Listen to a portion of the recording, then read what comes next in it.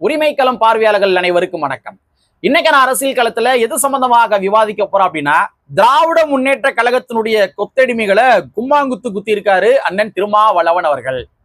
அதாவதுங்க, அண்ணன் திருமாவர்கள் இத்தனை நாட்களா ஒரு சாஃப்ட் கார்னர்ல தான் திமுக டீல் பண்ணிக்கிருந்தாரு. அது அண்ணன் திருமாவர்கள் மட்டும் கிடையாது, இங்க இருக்க கம்யூனிஸ்ட் கட்சியும் சரி, அவங்க திராவிட முன்னேற்ற கழகத்தை ஒரு சாஃப்ட் கார்னர்ல தான் டீல் பண்ணிக்கிருந்தாங்க. காரணம் என்ன அப்படின்னா, எதிர்காலத்துல ஒருவேளை தமிழ்நாட்டில் இருக்கிற அனைத்து கட்சிகளுமே, அது இன்க்ளூட் தாவேகா உட்பட அனைத்து கட்சிகளுமே ஓரணியில் திரண்டு மத்திய அரசாங்கத்துக்கு எதிராக, குறிப்பாக மோடி அரசாங்கத்துக்கு எதிராக நம்ம ஓரணியில் திரள வேண்டிய கட்டாயம் மேபி வரலாம். சோ அதனால நம்ம என்ன பண்ணோம்னா, திராவிட முன்னேற்ற கழகத்தை அவ்வளவா விமர்சனம் பண்ண வேணாம் அப்படின்ற மாதிரி ஒரு சாஃப்ட் கார்னர்ல தான் டீல் பண்ணி இருந்தாங்க.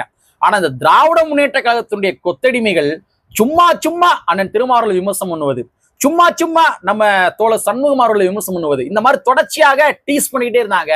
அதனால அண்ணன் திருமாவர்கள் இன்றைய தினத்துல திராவிட முன்னேற்ற கழகத்தினுடைய தலையில் ஒரு கொட்டு வைத்திருக்கின்றார். குறிப்பாக நான் அடிக்கடி சொல்லுவேன் தெரியுமா, இந்த போலி பெரியாரிஸ்டுகள், இந்த போலி பெரியாரிஸ்டுகளையும் கூட ஒரு வாங்கி இருக்கிறாரு. அந்த மேட்ரு என்ன, அதற்கு பின்னால் இருக்கிற அரசியல் என்ன, அறிந்து கொள்வதற்கு பல்வேறு வகையான தரவுகள் இருக்கின்றது. அது என்னவென்று இந்த காணொலியில கொஞ்சம் டீட்டெயிலா பார்த்துடலாம். நண்பர் அனைவருக்கும் இளம்பெரு வள்ளுதியின் இனிய வணக்கம். நாங்க இப்படி வந்து பார்த்துட்டோம், இனி ஜென்மத்துக்கும் எங்களால குடிய முடியாது. அதனால நாங்க சண்டை போட போறோம். விடுதலை சிறுத்தைகள் கட்சியுடைய நிறுவனர் அண்ணன் திருமாவர்கள் இன்றைய தினத்துல ஒரு பிரஸ் மீட் வந்து கொடுத்திருக்காரு. அந்த பிரஸ் மீட்ல பத்திரிகையாளர்கள் கேள்வி கேட்டிருக்காங்க. தொடர்ச்சியாக திராவிட முன்னேற்ற கழகம் உங்களை கடுமையா விமர்சனம் பண்ணிக்கிருக்காங்க, சோஃபா மாடல் சொல்றாங்க, இதர பின்ன வார்த்தைகள்லாம் போட்டு விமர்சனம் பண்றாங்களே, நீங்க என்ன நினைக்கிறீங்க அப்படின்ற மாதிரி கேள்வி கேட்டிருக்காங்க. அதுக்கான திருமாவர்கள் நச்சுன்னு ஒரு பதில் கொடுத்திருக்காரு. பெரியார் வழிவந்த இயக்கங்கள் இருக்காங்க இல்லையா, பெரியார் வழிவந்த இயக்கங்கள், அந்த இயக்கங்களை விமர்சனம் பண்ணியிருக்காரு அண்ணன் திருமாவளவன் அவர்கள். அதாவது என்ன சொல்றாரு அப்படின்னா, விடுதலை சிறுத்தை கட்சி ஒடுக்கப்பட்ட மக்களுக்காக ஆண்டாண்டு காலமாக உழைத்து கொண்டிருக்கின்ற ஒரு கட்சி. விடுதலை சிறுத்தை கட்சி விளிம்புநிலை மக்களுக்காக உழைத்து கொண்டிருக்கின்ற ஒரு கட்சி. சோ இப்பேற்பட்ட ஒரு கட்சிக்கு ஆட்சியிலும் அதிகாரத்திலும் பங்கு கிடைக்குது அப்படின்னா, பெரியார் வழிவந்த இயக்கங்கள் மகிழ்ந்திருக்க வேண்டும், போற்றி இருக்க வேண்டும். ஆனா அதற்கு மாறாக விமர்சனம் செய்வதை ஏற்றுக்கொள்ள முடியாது அப்படின்ற மாதிரி அண்ணன் திருமாவர்கள் பதிவு செய்திருக்கின்றார். இதை நம்ம கொஞ்சம் ஆழமா பார்க்க வேண்டிய தேவைகள் இருக்கின்றது மக்களே. அதான் என்னன்னா, பெரியார் இயக்கங்களுடைய முக்கியமான நோக்கம் என்ன, பெரியார் இயக்கங்களுடைய முக்கியமான நோக்கம் என்ன, சாதி ஒழிப்பு அதானே. சோ பெரியார் இயக்கங்களுடைய முக்கியமான நோக்கம் சாதி ஒழிப்பு, விடுதலை சிறுத்தை கட்சியினுடைய முக்கியமான நோக்கம் சாதி ஒழிப்பு. அப்ப விடுதலை சிறுத்தை கட்சி ஆட்சியிலும் அதிகாரத்திலும் பங்கு வாங்கி இன்னைக்கு விளிம்புநிலை மக்களுடைய தேவைகளை ஒவ்வொன்றாக பூர்த்தி செய்து கொண்டிருக்கின்றார்கள் என்றால், பெரியார் வழிவந்த இயக்கங்கள் என்ன செய்திருக்க வேண்டும்? ஆட்சியிலும் அதிகாரத்திலும் பங்கு வாங்கிய விடுதலை சிறுத்தை கட்சியை போற்றி இருக்க வேண்டும். ஆண்டாண்டு காலமாக அவங்களுடைய உழைப்புக்கு கிடைத்த ஒரு வெற்றி என்று போற்றி இருக்க வேண்டும். அதே வேளையில தாவேகா அரசாங்கத்தையும் கூட போற்றி இருக்க வேண்டும். ஏன்னா தாவேகா அரசாங்கம் இன்னைக்கு பட்டியல் சமுதாய மக்களுக்கு ஒரு 8 அமைச்சரவை பங்கு கொடுத்திருக்கிறாங்க. 75 ஆண்டு காலத்துக்கு பின்பாக தமிழ்நாட்டினுடைய அரசியல் வரலாற்றுல தமிழக வெற்றி கழகம் என்ன பண்ணிருக்காங்க, கூட்டணியில் பங்கு வழங்கியிருக்கிறாங்க, ஆட்சி அதிகாரத்தில் பங்கு வழங்கியிருக்கிறாங்க. அப்ப இது எவ்வளவு பெரிய ஒரு புரட்சிகர மாற்றம். அப்ப பெரியார் வழிவந்த இயக்கங்கள் என்ன பண்ணிருக்கணும், எங்களுடைய கொள்கை கோட்பாடுகளை, எங்களுடைய அரசியல் கொள்கை கோட்பாடுகளை, எங்களுடைய அரசியல் இலக்குகளை இன்னைக்கு தமிழக வெற்றிகளும் நிறைவேற்றி இருக்கின்றார்கள், விடுதலை சிறுத்தை கட்சிக்கு பங்கு வழங்கியிருக்கின்றார்கள். அப்ப ஆண்டாண்டு காலமாக இந்த எளிய மக்களுக்காக உழைத்த விடுதலை சிறுத்தை கட்சி ஆட்சியிலும் அதிகாரத்திலும் பங்கு வாங்கி இருக்கிறாங்களே, வாழ்த்துக்கள் என்று போற்றி இருக்க வேண்டாமா? நீங்க திங்க் பண்ணி பாருங்க.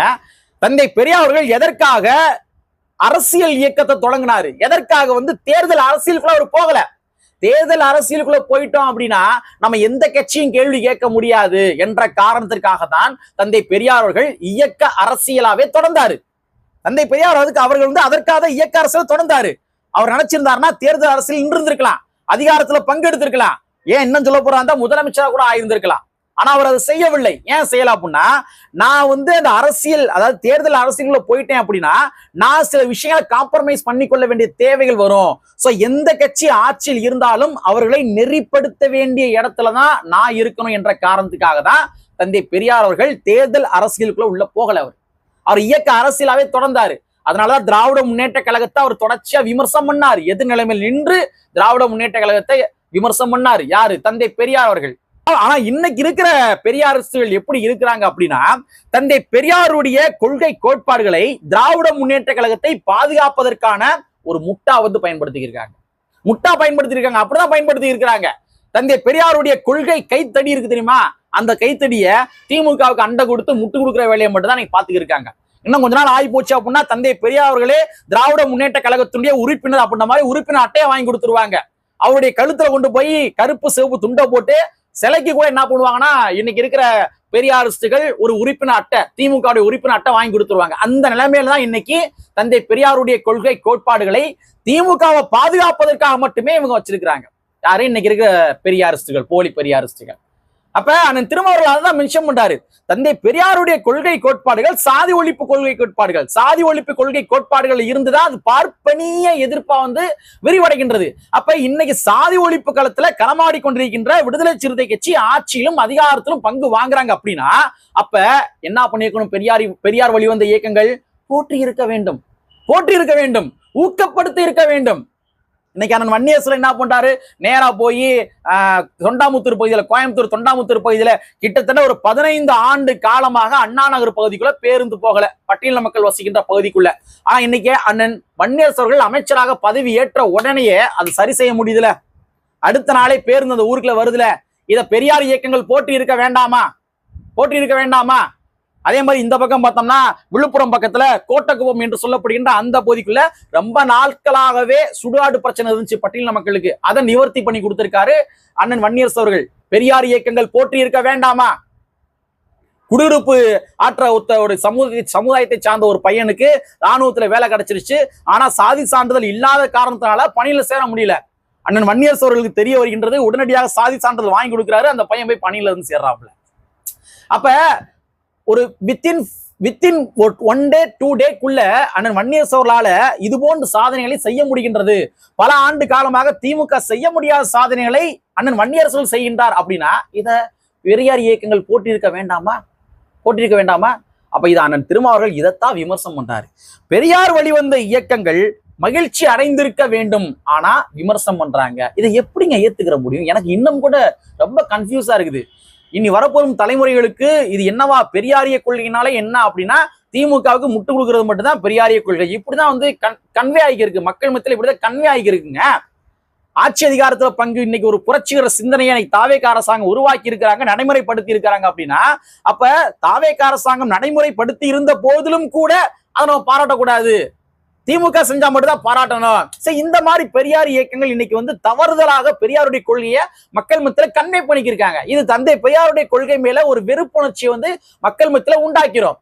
நான் இப்ப அழுத்தம் திருத்தமா சொல்றேன், ஒருவேளை எதிர்காலத்துல தமிழ்நாட்டுல தந்தை பெரியாருடைய கொள்கை கோட்பாடுகள் நீர்த்து போச்சு அப்படின்னா அதற்கு முழு காரணம் இன்னைக்கு இருக்க பெரியாரிஸ்டுகள், திமுக. நான் அழுத்தம் திருத்தமா சொல்வேன். அண்ணன் திருமாவர்கள் இதைத்தான் கேள்வியை கேட்டிருக்காரு. அதாவது பெரியார் வழிவந்த இயக்கங்கள் மகிழ்ச்சி அடைந்திருக்க வேண்டுமே தவிர அவங்க வந்து விமர்சனம் செய்வது ஏற்புடையது கிடையாதுன்னு சொல்லியிருக்காரு.